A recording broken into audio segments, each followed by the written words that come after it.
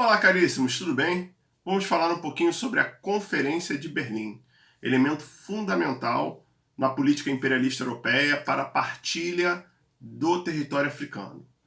O território africano, desde o início do século XIX, por volta de 1815, quando houve uma ocupação inglesa, onde eles compraram dos holandeses as colônias na África do Sul, colônias do Cabo e do Natal, o governo inglês passou a ter um grande interesse na região da África, né, propondo uma política de imigração, como liberdade e até mesmo de proteção aos negros da região.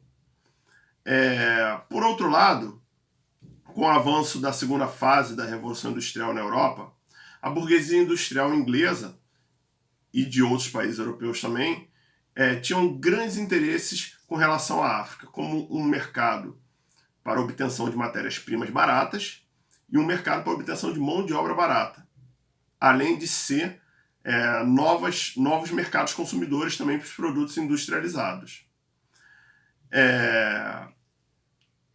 Antes da Bélgica ter a grande ocupação no centro da África, a França, em 1830, vai anexar a região da Argélia, ou seja, vai tomar a região da Argélia, que fica no norte da África, estendendo seus domínios por toda aquela região do norte da África.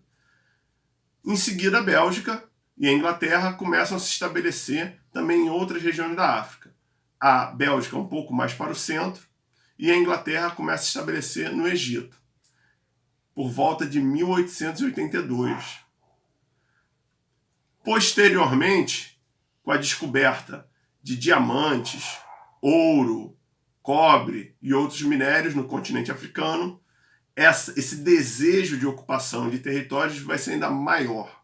A cobiça por essas matérias-primas preciosíssimas do ponto de vista europeu vai estimular a ocupação de novas áreas e estimular a rivalidade entre esses governos dentro do território africano.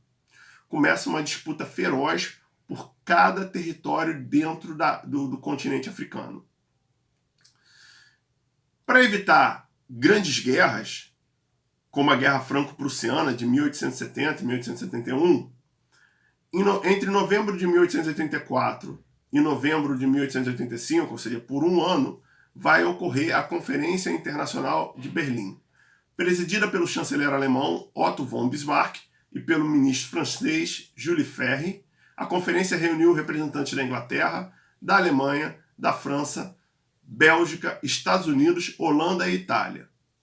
Nela vão ser assinados acordos de distribuição de territórios e estabelecidas regras de ocupação do continente africano. Cada país europeu tinha de ocupar, de fato, um território para reivindicá-lo como seu e avisar os outros interessados que ele tinha ocupado e estava reivindicando. Ocupar de fato significava povoamento permanente, exploração e dominação dos povos subjugados e administração dos territórios.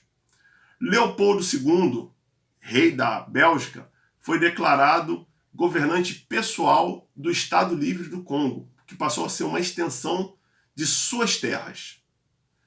A bacia do Congo foi transformada numa zona livre de comércio para todos os países, que é bem no centro da África. E ocorreu uma corrida frenética por todos os cantos do continente, onde a ocupação vai ignorar fronteiras, tanto naturais como culturais. Vai ignorar, inclusive, a existência desses povos aí.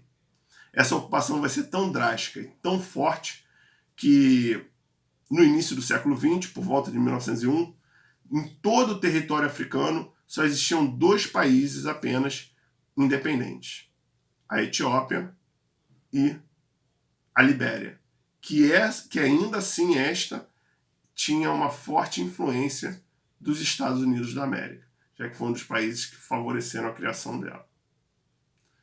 É isso, gente. O continente foi devastado, e suas culturas também, em nome da política imperialista, com as vagas ideias de civilização contra a barbárie. Um abraço e fiquem bem.